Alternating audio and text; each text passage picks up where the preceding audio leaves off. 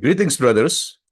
My name is Adhi Gaduh, and I'm the teaching leader of BSF Jakarta Evening Man class. You are listening to the study of People of Promise, Exile and Return, the fourth lesson on our Nehemiah mini study, and also lesson 26 of our year-long BSF study, Exile and Return. So, how was your discussion with your brother in the group? Did you hear honest stories from them? Did you hear your own stories in your brother's sharing? Isn't it a blessing to sit shoulder to shoulder with other men in your friendship in adoring God through His words together? Now, if you feel happy with the blessings that you receive through this study, please do share your experience to your friends and invite them to try out BSF. And next year we are going to study the book of Romans. It is going to be challenging and it's going to be exciting at the same time. Also, do not forget to plan to come to our sharing night on the 25th or 26th of May, where your discussion group, for once this year, will expand to include everybody in the class. You will hear and you will be able to share your story of God's blessing through these lessons to everyone in our big class. Please come and celebrate together with all of us. Today's lecture hopefully will help you to focus on one or two wonderful and specific insights from this week's lesson. Something new that you can start applying in your life, or maybe a reminder that God wants you to hold on fast to in this time of chaos and confusion. We will start by listening to a story from a badminton coach. In competitive sport, and badminton is really competitive, there is a fact that every serious coach knows, and almost nobody talks about publicly. Athletes who have failed at the highest level are, on average, harder to coach the second time around than athletes who have never failed at all.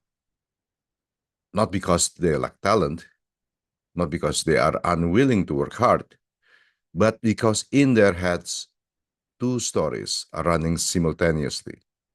The story of who they were when everything works out fine, and then the story of who they are now after the failure. And they do not know which one is true. There is a story from a badminton coach about a player who experienced this exactly. The player was one of the most gifted that he had ever trained. At 19, he had broken into national rankings, and at 21, a serious injury ended his best season. 2 years of rehabilitation followed. He returned to competition, but he never returned to his previous level. The coach said the physical recovery part was not the problem. His body has healed, and the problem was this. Every time the player was about to execute the attack, the smash that had been his greatest weapon, something made him hesitate for a fraction of a second. And that hesitation changed everything. A fraction of a second is everything at that level. The coach spent 2 years trying to restore the smash. Different training methods, different mental preparation, approaches, different match play strategies. Nothing worked. Until one day he tried something completely different. He did not ask the player to train harder. He asked him to sit down and talk through, not through his greatest victories, but through his worst failures, the most painful match, the most humiliating moment, the decisions he regretted most deeply. And the players resisted this, said no immediately. What is the point of going back to what is already gone? And the coach answered quietly, because what is already gone is still in your body. Every time you are about to make that attack, your body remembers. And if you never sit honestly with that memory, your body will keep hesitating. Your body keep the memory. The player went very quiet for a long time.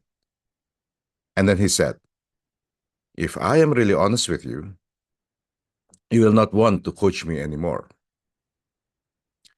The coach did not answer right away. He just sat there and waited. And in that silence, in the presence of a man who did not stand up to leave, who did not withdraw his confidence, who simply sat and waited, the player finally began to talk. Not about the injury, but what happened before the injury. The few small choices he had made that undermined his preparation, the attitude that had damaged his relationship with the team, the pride that had made him stop listening to the people trying to help him.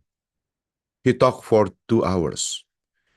And at the end of these 2 hours, the coach said just this: "I knew all of it. I knew it before you told me.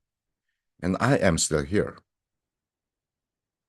Now, why would those words, "I knew and I'm still here," change something that 2 years of hard training could not change? That is the question we carry into Nehemiah 9 tonight. Because the people of Nehemiah's day had already tried many things to repair themselves. They had built the wall, they had celebrated the Feast of Tabernacles, they had gathered in the public square to hear the law read aloud.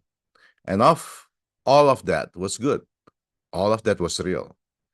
But on the 24th day of the 7th month, they did something different from every previous effort. They sat down with their own full record, not to fix it, but to name it honestly before the God who already knew every word, and waited to see whether God would leave.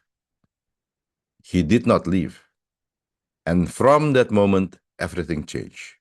We are going to learn our lesson this week in two parts. Division 1, the record, the whole chapter 9. And Division 2, the names, the whole chapter 10. Let's go and open our Bible to Nehemiah 9, verses 1. 2 days after the end of the Feast of Tabernacles, the people gathered. They had just spent a full week celebrating. God's faithfulness had been proclaimed and sung and feasted on. Their joy had been entirely real. And now they showed up in sackcloth and ashes. Not because the celebration was false, but because the people had spent 7 days being shown how faithful God had been across the whole of their history. And a man who has seen that clearly has only one honest response to that.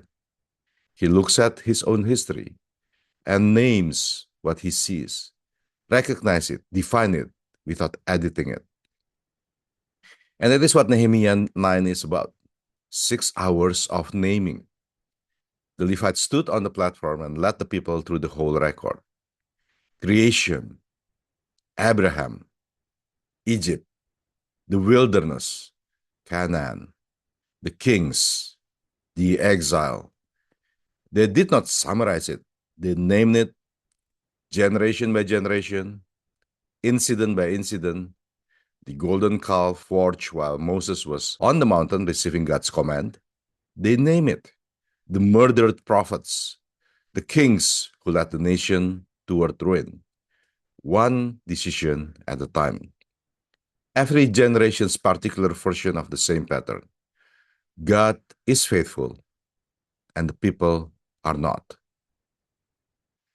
And running beneath every episode of that prayer is one repeated phrase, arriving again and again like a drumbeat under everything else. But you did not abandon them. But you were still there. But in your great mercy, you did not put an end to them. The failure is named. And then the phrase comes, but God did not leave. Notice what that structure means. This prayer is not an act of collective self-punishment. It is an act of honest positioning, self-positioning. The people are not collapsing under the weight of the record. They're placing themselves on the only ground that is solid, the ground of people who have been fully known, and not abandoned, so that everything they do next comes from that place, that ground, and not from anywhere else. Well, this matters because of what it is not. It is not a recommitment. People are not gathering to pledge that they will try harder this time. They tried hardest already before. Every generation tried something. They built temples, they appointed kings, they made alliances. None of them held because the effort was built on ground that had not been cleared. The pattern of failure and the pattern of effort ran parallel to each other for centuries without ever producing the change that was needed. What Nehemiah 9 does differently is this: it clears the ground first. The honest reckoning comes before the commitment. 6 hours of naming before a single name is signed to anything. That sequence is not incidental. That sequence is the whole point. Because a man who is still managing his record is a man building on unstable ground. Every commitment he makes, every rhythm for himself that he tries to establish, every resolution he carries into the new year, it sits on a top of unexamined history. And history that has not been honestly examined has a way of reasserting itself, not dramatically, just through small, nearly invisible drift. One reasonable exception at a time, until one day he looks up and wonders how he got so far from where he meant to be. The people in Nehemiah 9 was not making that mistake. Before they commit to anything, they sit in front of everything. And that is our first principle today. God does not abandon the rebellious. And that is the only ground on which a man can finally, honestly face his own sin. So our first principle today is that God does not abandon the rebellious, and that God is the only ground on which a man could safely face his own sin honestly. And the man who has faced his own sin honestly is the man who stands in the right place when the decisions that define the decades of his future life arrive. What does this look for the man in this room? If you are under 30, you have not accumulated a long record, but you are already building patterns. The habit of giving your entire week to performance and ambition with nothing held back for God is building a specific kind of man right now. The question is whether you can see it clearly while the record is short enough to read without being overwhelmed by it. You do not need to examine 30 years. Examine the last 12 months. Where have you been standing? And is that where you want to be when the decade-defining decisions arrive? If you are 30 to 50, you know which area of your life has been subject to the longest drift. You have been making small accommodations in one particular domain: your marriage, your money, your private life, and each accommodation felt reasonable at the time. The question is not whether you can name it, you already know. The question is whether you will bring it honestly before God this week, not as a new commitment, but as an honest naming of where you have actually been standing. If you are 50 or over, like me, there is a particular danger at our stage when that the men younger than us have not yet reached. We have made a kind of peace with the gap between where we meant to be and where we are. We have developed even a vocabulary for it. We are still human. Grace is great. Well, I'm better than I used to be. And all those things are true.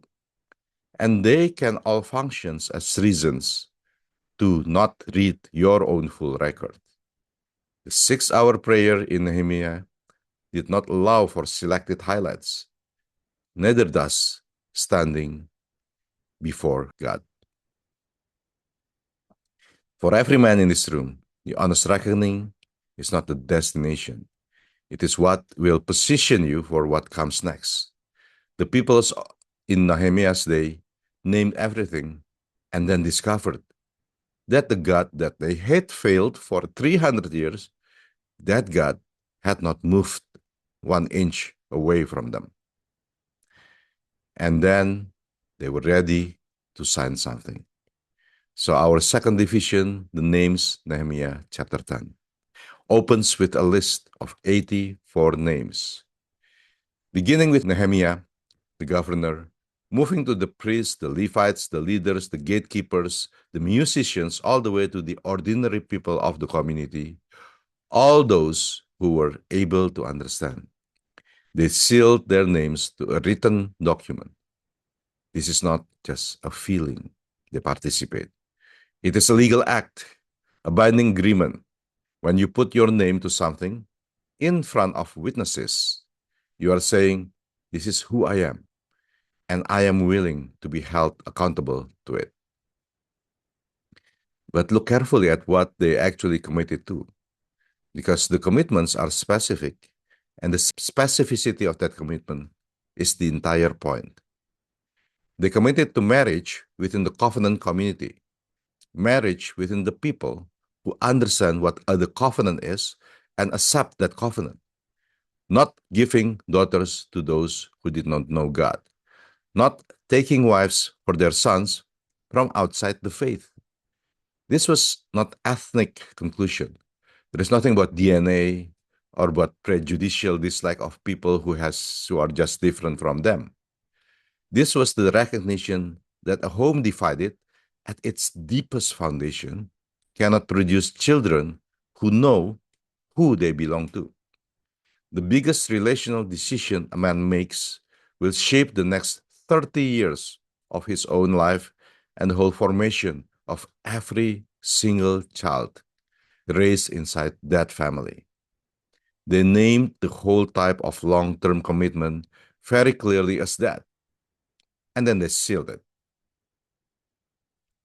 They committed to the Sabbath, not buying from traders on the seventh day, not working the land on the Sabbath year, canceling debts. This was not religious performance.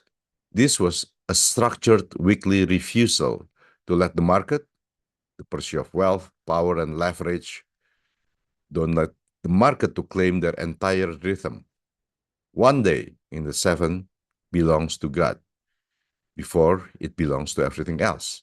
And it was the first day, which means the urgent and the commercial do not get everything. The man who can hold that line is a man who is not owned by what is most precious. And they committed to the support of the house of God, the tithes, the first fruits, the wood for the altar fire. The first and the best return to God before it is distributed anywhere else. So, specifically, 3 domains: marriage, weekly rhythm, first fruit money. Exactly the 3 areas where drift is mostly silent and most consequential. And here is what connects them. And this connection is critical for understanding what Nehemiah 10 is actually saying. A man who never stops, who gives every day and every hour to the demands of his career, his obligations, his opportunities, is a man who gradually loses calibration. Not suddenly, the drift is slow enough to be invisible while it is happening. Without a structured, regular return to God, a man's compass shifts by degrees he does not notice until the heading is completely wrong. He still believes he's facing the direction he chooses years ago, but he's not. And it is precisely that accumulated drift that makes him most vulnerable when the large decisions arrives. The marriage decision, the business commitment that will define decades ahead of him, the moral fork that can only be taken once. And if he arrives at that moment without process to calibrate himself, if he has no weekly practice of returning to God and remembering who he is, he will make that decision from wherever the drift has quietly taken him. And that drift is never towards God. It moves toward whatever is most urgent, most pressure, and most rewarding in the immediate, that short-term environment. This is why the Sabbath appears in the same covenant list as marriage and first fruits. They are not separate disciplines sitting side by side. They are architecturally related. The Sabbath is the weekly re-anchoring that keeps a man facing the right direction, so that when the decade-defining decisions finally arrives, he's already standing in the right place to make the right choice and to make a good decision. Think about this practically. The man who has been giving his whole week to the market for years has been slowly and visibly trained by that environment. Its values has been shaping him in ways that he cannot fully see because he has never stepped outside it long enough to look. He knows the language of returns and efficiency and optimization. He's fluent in it. What he has lost, not suddenly but by degrees, is the fluency in a different language, the language of what is faithful, what is holy, what is worth protecting at almost any cost. That part of his language atrophies, shrink without any regular use. The Sabbath is the weekly practice of that language. It's not primarily rest, though rest is a gift within that. It is primarily reorientation, the structured, regular return to a frame of reference larger than the week's demands. The man who keeps that practice is the man who, when the question arrives about who to marry or what to commit to or what line he will not cross in his business, that man has been asking those questions every week. He's not encountering them for the first time under pressure. He already knows where he stands. This leads us to our second principle. Our second principle today is that God takes the first portion of man's week because the drift is silent, and any man who never stops to return to God will not know he is lost until the moment he most need to know where he stands. So our second principle today, that God takes the first portion of a man's week because drift is silent. And any man who never stops to return to God will not know he is lost until the moment he most needs to know where he stands. And the man who yields the first portion is the man that God keeps ready. If you are under 30, this is the moment to build the habit before the pressure to abandon it arrives at full force. The market will not give you a Sabbath. Your career ambition will not give you a Sabbath. You have to take it deliberately before the decade begins, when everything will try to consume it. Not a full theological framework tonight. One concrete practice. 1 hour in the week that belongs entirely to God and to nothing else. Not a quiet time squeezed between notifications of your phones. A window that you protect with the same seriousness you protect any other appointment that truly matters. A meeting with your boss. Build that now. The athlete who builds the weekly return to his coach, not to learn something new, but to remember who he actually is the athlete who arrives at the final already knowing where he stands. If you are 30 to 50, you are in the decade when Sabbath is most endangered and most necessary at the same time. Your career is at its most demanding. The family at its most complex situation. These financial pressure are real and specific. And every one of these things will provide a perfectly reasonable justification for why this particular week has to be the exception. You know that pattern. Identify the one weekly commitment that is currently owned by the market rather by God. One, and decide this week which slot it becomes and what it costs to protect it. That cost is not a loss. It is an investment in the calibration that will determine how you make the decisions, the many decisions that are still ahead of you. If you're 50 and over, the Sabbath question for us may not be whether to build it. You may already have it. The question is whether anyone around us knows it exists and why.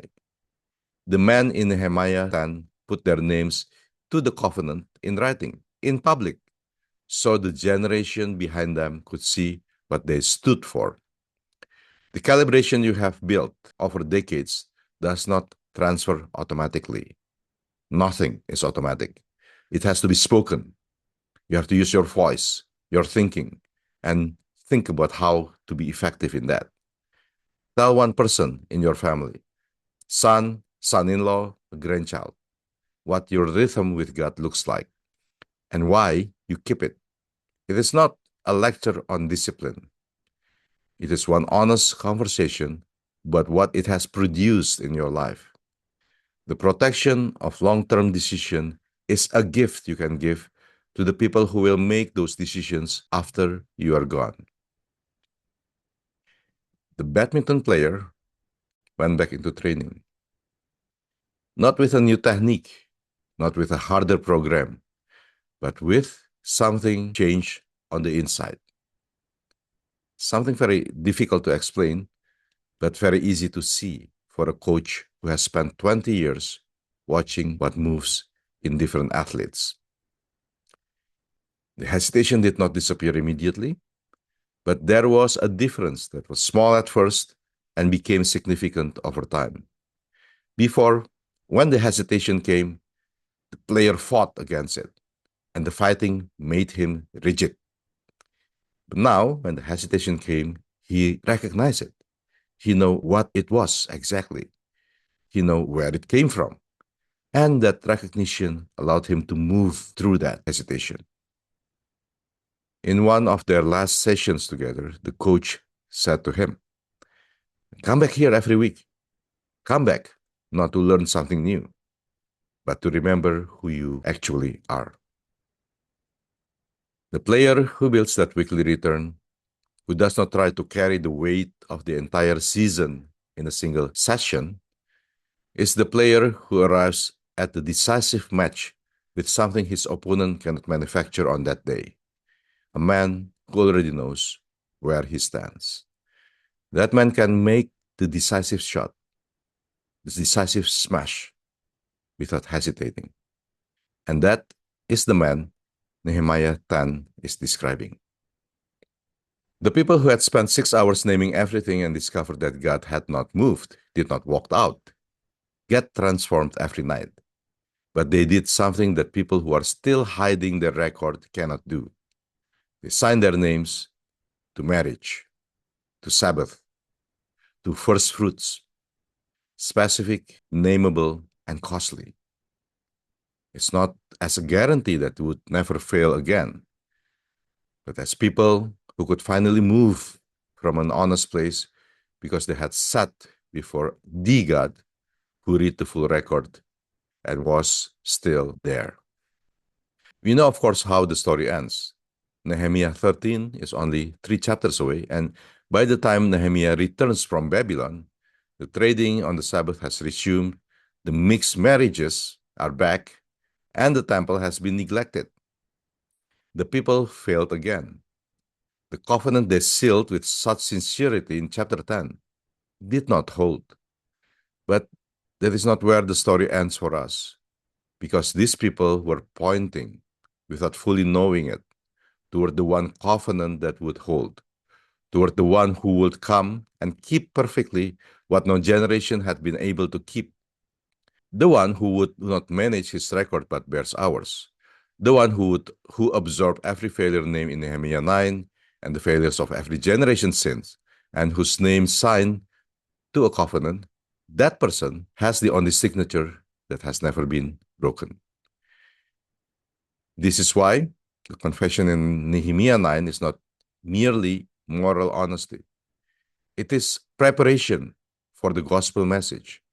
The man who has seen clearly how faithless he has been and how faithful God has been through all of it is the man who is ready to hear what Christ has done and understand why it matters.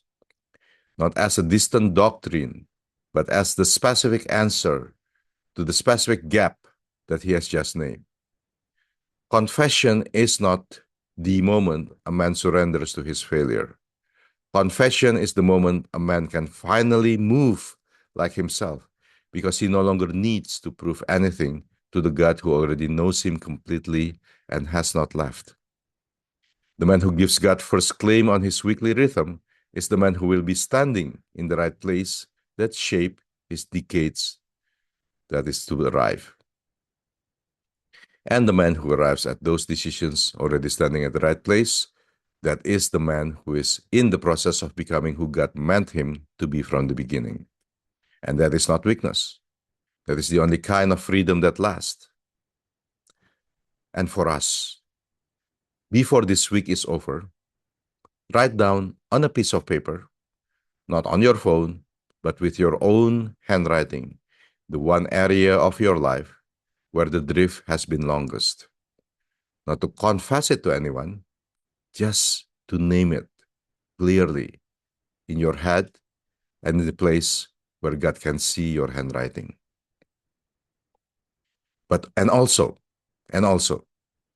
decide before you leave this Zoom meeting today, which 1 hour next week belongs entirely to God, and send that as a message to your group.